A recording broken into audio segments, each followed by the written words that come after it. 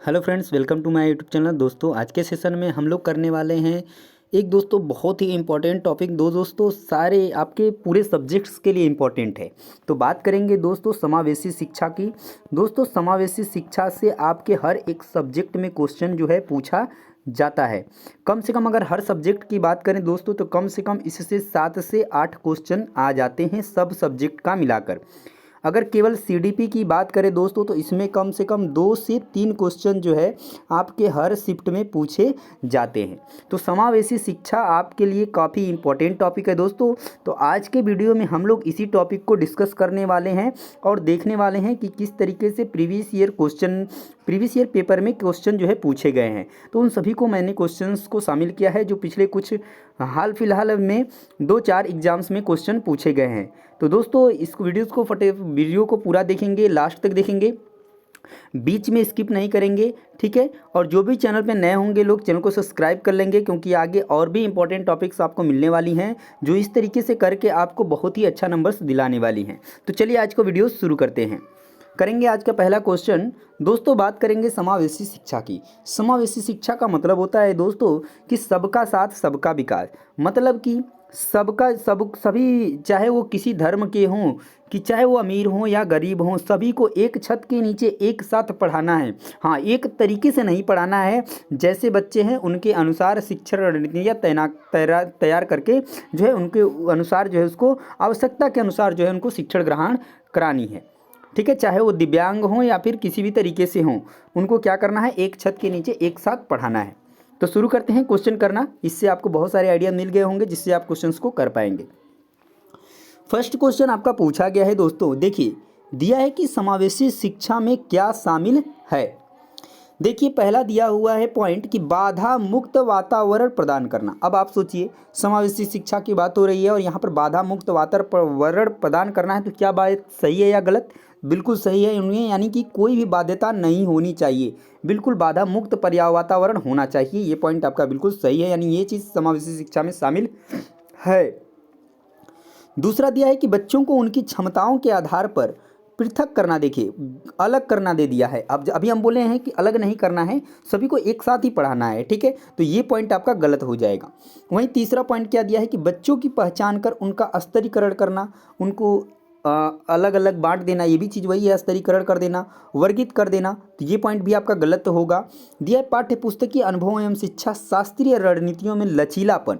लचीलापन एक positive tag words है और शिक्षा शास्त्रीय रणनीतियों में लचीलापन, मैंने पहले ही बोला कि आपको अलग अलग शिक्षा शास्त्रीय रणनीतियों का क्या करना है, आवश्यकता अनुसार जो है उपयोग करना है। तो ये पॉइंट आपका सही हो जाएगा, यानी पहला और दूसरा पॉइंट आपका सही है। और पूछा है क्या शामिल है, तो पहला और चौथा शामिल है। पहला और चौथा किस ऑप्शन में है, तो आपका जो है फर्स्ट ऑप्शन में है, पहले ऑप्शन में है फर्स्ट और फोर्थ। तो राइट आंसर आपका बनेगा क्वेश्चन नंबर फर्स्ट।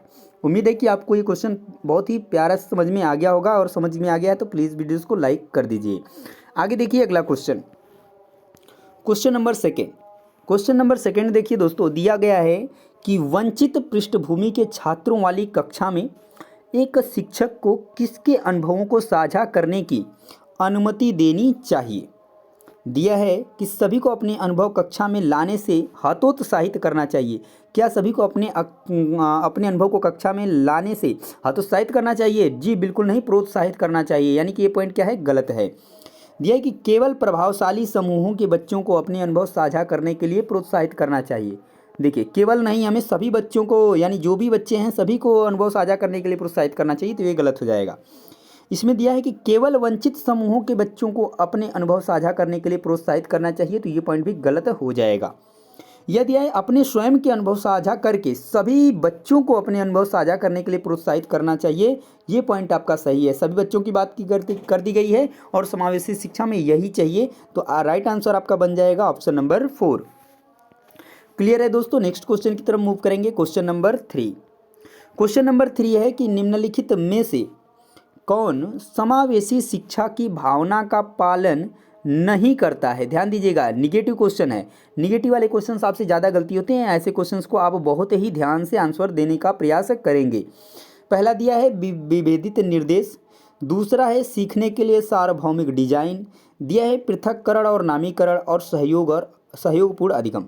देखिए, विभेदित निर्देश जो है शिक्षा समस्या की भावना का पालन करता है, सीखने के लिए सार्वभौमिक डिजाइन पालन करता है, सहयोगपूर्ण अधिगम पालन करता है, पर पृथक्करण और नामीकरण जो मैंने पहले ही बताया कि अलग नहीं करना है, ये पालन नहीं करता है। और यही इस क्वेश्चन का राइट आंसर बनेगा, क्योंकि क्वेश्चन में पूछा ही गया था कि कौन सा पालन नहीं करता है, तो ये पालन नहीं करता है और ये इस क्वेश्चन का राइट आंसर होगा। नेक्स्ट क्वेश्चन देखेंगे, क्वेश्चन नंबर 4। क्वेश्चन नंबर 4 है दोस्तों कि एक शिक्षिका को विविध बच्चों की कक्षा में जिसमें हाशिए पर समुदाय से आने वाले बच्चे भी शामिल हैं, क्या करना चाहिए। यानी एक विविध कक्षा है, यानी कि सभी प्रकार के बच्चे कक्षा में शामिल हैं और जिसमें हाशिए पर समुदाय आने वाले बच्चे भी शामिल हैं, तो उन्हें क्या करना चाहिए सबके साथ।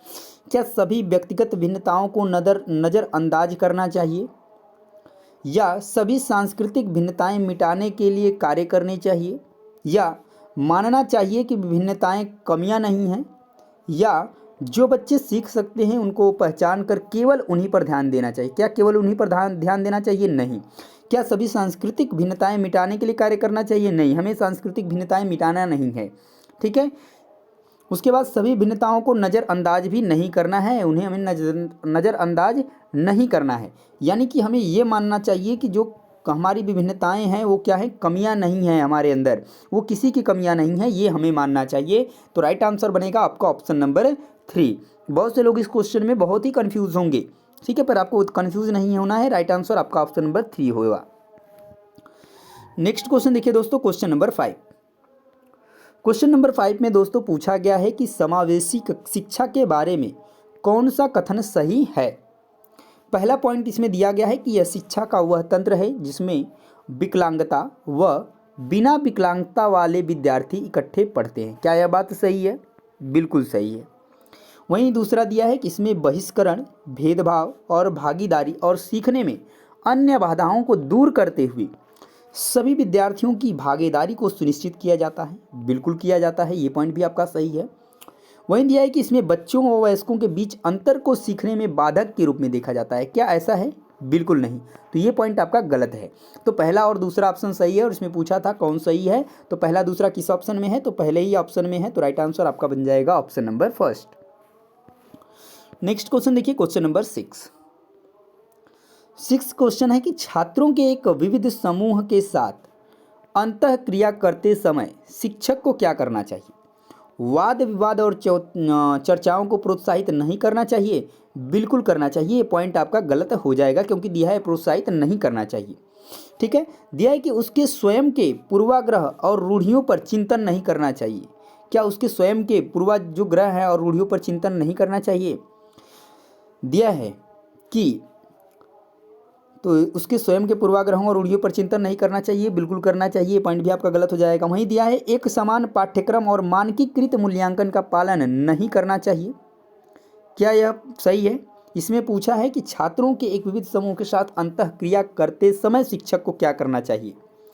तो ये पॉइंट आपका सही है कि एक समान पाठ्यक्रम और मानकीकृत जो है मूल्यांकन का पालन नहीं करना चाहिए। यदि यही दिया रहता कि पालन करना चाहिए तो ये गलत हो जाता, पर यहाँ पर दिया है नहीं करना चाहिए, मतलब सही बोला गया है।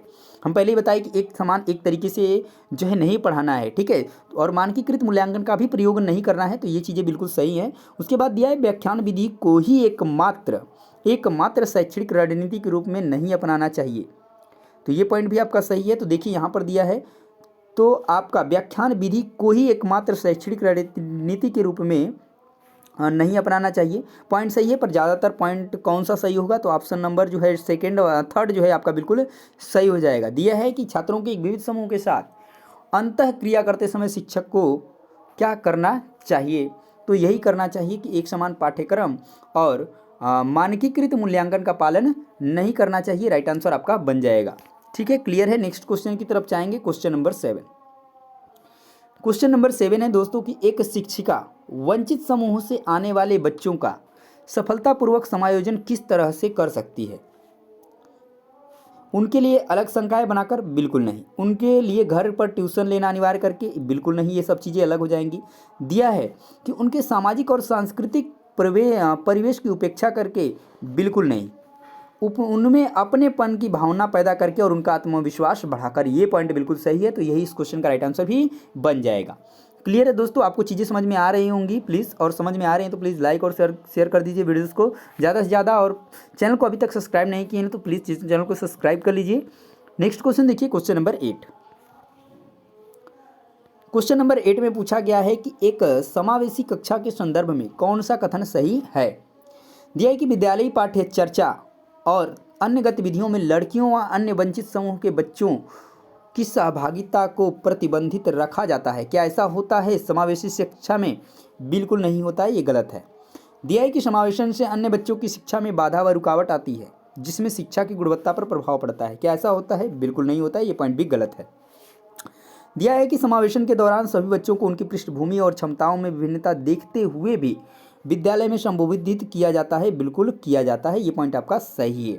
वही दिया है समावेशन केवल विकलांगता से जूझते बच्चों से संबंधित ही होता है। तो क्या यह बात सही है? गलत है। ठीक है, तो यहाँ पर जो आपका सही आंसर बनेगा ऑप्शन नंबर सी बन जाएगा, क्योंकि यही पॉइंट आपका बिल्कुल सही दिया गया है कि चाहे उनकी कोई भी पृष्ठभूमि हो, चाहे उनकी कोई भी क्षमता, उन सभी को विभिन्नता होते हुए भी हम विद्यालय में उन्हें क्या किया जाता है? संबोधित किया जाता है। नेक्स्ट क्वेश्चन देखिए, क्वेश्चन नंबर 9। क्वेश्चन नंबर 9 है कि कौन सी पद्धति एक समावेशी कक्षा में बच्चों के सीखने में सहायक होगी। दिया है प्रतिस्पर्धा। क्या हम प्रतिस्पर्धा जो है कि सही है? बिल्कुल नहीं होता है, प्रतिस्पर्धा जो है सीखने में सहायक नहीं होगी, तो ये पॉइंट आपका गलत होगा। मानकीकृत निर्देश, ये भी आपका सही नहीं होगा, और सख्त मूल्यांकन प्रणाली, ये भी सही नहीं होगा। यहाँ पर सहयोगात्मक अधिगम आपका बिल्कुल सही जाएगा, यानी ये चीज़ सहायक होगी समावेशी कक्षा में। तो राइट आंसर क्वेश्चन नंबर 9 का ऑप्शन नंबर 2 हो जाएगा। नेक्स्ट क्वेश्चन देखेंगे, क्वेश्चन नंबर 10। क्वेश्चन नंबर 10 है कि प्राथमिक माध्यमिक कक्षाओं में शिक्षिकाओं को विविधता को किस तरह देखना चाहिए। अगर प्राथमिक माध्यमिक कक्षा में शिक्षिकाएं हैं तो उनको विविधता को किस तरीके से देखना चाहिए? सीखने में अवरोधक के रूप में? क्या अवरोधक के रूप में, रुकावट के रूप में देखेंगे? बिल्कुल नहीं।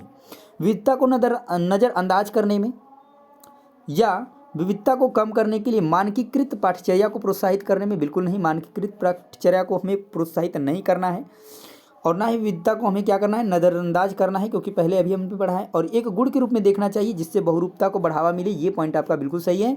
यानी विविधता को हमें एक गुण के रूप में देखना चाहिए एक शिक्षिका को, जिससे क्या होती है? बहुरूपता को बढ़ावा मिल सके। क्लियर है? तो राइट आंसर इस क्वेश्चन का ऑप्शन नंबर 4 बन जाएगा। नेक्स्ट क्वेश्चन देखेंगे दोस्तों, क्वेश्चन नंबर 11। हर एक टॉपिक पे आपको कथन और कारण वाले क्वेश्चन जो है बन जाते हैं, और ये काफ़ी डिफिकल्ट होते हैं समझना इनको। ठीक है, तो चलिए देखते हैं किस तरीके से जो है समावेशी शिक्षा से क्वेश्चन बना है। दिया है कि समावेशी शिक्षण एक ऐसे शैक्षिक तंत्र को संबोधित करता है जिसमें बच्चों की शारीरिक, मानसिक, सामाजिक, संवेगात्मक, भाषाई व अन्य विशिष्टताओं को न देखते हुए सभी बच्चों का समायोजन किया जाए। क्या यह बात सही है? बिल्कुल सही है। यानी कोई भी चीज़ जो आपको देखना नहीं है, कोई भी भिन्नता हो उनके अंदर, सभी को एक साथ लेना है। दिया है कि समावेशन एक व्यापक दर्शन है जो केवल दिव्यांग बच्चों तक सीमित नहीं है। अगर यही देता कि सीमित है तो ये गलत हो जाता, पर सीमित नहीं है, तो ये पॉइंट भी सही है और दोनों चीज़ें सही हैं। तो यहाँ पर राइट आंसर बनेगा कि ए और आर दोनों सही है, और आर जो है एक ही सही व्याख्या भी करता है। तो राइट आंसर बनेगा ऑप्शन नंबर 1। नेक्स्ट क्वेश्चन देखिए, क्वेश्चन नंबर 12। क्वेश्चन नंबर 12 में है कि एक समावेशी कक्षा में कौन सा शिक्षा शास्त्र विद्यार्थियों के सीखने में बाधक होगा? बाधक होगा, ध्यान दीजिएगा, निगेटिव क्वेश्चन है। सहयोगात्मक अधिगम, ये तो सहायक होगा, न कि बाधक होगा। परवाह और सहानुभूति पर आधारित कक्षा संस्कृति, ये भी क्या होगा आपका? ये भी आपका सहायक होगा। दिया है मानकीकृत निर्देश और उचित समायोजन। उचित समायोजन आपका जो है सहायक होगा, और मानकीकृत निर्देश आपका बाधक होगा, यानी कि ये चीज़ गलत होगा, और यही इस क्वेश्चन का राइट आंसर भी बनेगा, क्योंकि पूछा था कि कौन सा बाधक होगा। तो ऑप्शन नंबर 3 क्वेश्चन नंबर 12 का सही हो जाएगा। नेक्स्ट क्वेश्चन देखेंगे, क्वेश्चन नंबर 13। क्वेश्चन नंबर 13 में है कि वंचित पृष्ठभूमि के छात्रों का समायोजन करने के लिए शिक्षकों को किसका पालन करना चाहिए? क्या सामाजिक बहिष्कार? बिल्कुल नहीं। हस्याकरण? नहीं। मानकीकृत पाठ्यक्रम? नहीं। विभेदित निर्देश? बिल्कुल सही। तो यहाँ पर हमें वंचित पृष्ठभूमि के छात्रों का समायोजन करने के लिए शिक्षिका को विभेदित निर्देश का पालन करना चाहिए। बाकी ये 3 ऑप्शन आपके बिल्कुल गलत हैं। तो ऑप्शन नंबर 4 बिल्कुल सही हो जाएगा क्वेश्चन नंबर 13 के लिए। नेक्स्ट क्वेश्चन देखेंगे, क्वेश्चन नंबर 14। क्वेश्चन नंबर 14 है, कथन बोला गया है कि समावेशी शिक्षा से केवल विशेष बच्चे ही लाभान्वित होते हैं। क्या यह बात सही है? तो ये बात गलत है। केवल जो है विशेष बच्चे नहीं लाभान्वित होते हैं, बल्कि सभी होते हैं। तर्क दिया गया है, रीजन दिया गया है दूसरा कि समावेशी शिक्षा की अवधारणा इस दर्शन पर आधारित है कि केवल कुछ बाधिता वाले शिक्षार्थियों की जरूरतों को ही पोषित किया जाए। क्या यह बात सही नहीं? केवल कुछ बाधिता वाले नहीं, इसमें सभी को पोषित किया जाता है। तो ये पॉइंट भी आपका गलत है, यानी ए और आर दोनों गलत हैं। तो राइट आंसर आपका बन जाएगा ऑप्शन नंबर 4। नेक्स्ट क्वेश्चन देखेंगे, क्वेश्चन नंबर 15 नंबर क्वेश्चन है कि विविध शिक्षार्थियों वाली कक्षा में शैक्षणिक रणनीतियाँ क्या होनी चाहिए? उचित समावेशन, मानकीकृत मूल्यांकन, गैर प्रासंगिक पाठ्यक्रम, दृष्टिकोण में अनम्रता। तो देखिए सारी चीज़ें गलत हो जाएंगी। सिंपल सी बात है कि समावेशन की बात हो जा रही है, विविध शिक्षार्थियों वाली कक्षा है, तो हमें शैक्षणिक रणनीतियाँ कैसी होनी चाहिए? उचित समावेशन जैसी होनी चाहिए, यानी राइट आंसर आपका बन जाएगा ऑप्शन नंबर 1। तो दोस्तों ये थे कुछ 15 महत्वपूर्ण क्वेश्चंस जो समावेशी शिक्षा से रिलेटेड थे। उम्मीद करते हैं कि ये टॉपिक आपको समझ में आ गया होगा। कैसे क्वेश्चन आते हैं, कैसे आपको सॉल्व करना है, सारी चीज़ें आपको क्लियर हो गई होंगी। और आपको वीडियोस पसंद आई है तो प्लीज़ दोस्तों वीडियोस को ज़्यादा से ज़्यादा लाइक शेयर कर दीजिए। और अभी तक चैनल को सब्सक्राइब नहीं किया तो चैनल को सब्सक्राइब करके बेल आइकन को प्रेस कर लीजिए, ठीक है। और दोस्तों नेक्स्ट वीडियो में एक और आएंगे, एक और शानदार टॉपिक के साथ जो आपके लिए बेहतर होगा, आपके लिए बहुत ही इंपॉर्टेंट होगा। तो दोस्तों मिलेंगे नेक्स्ट वीडियो में, तब तक के लिए जय हिंद।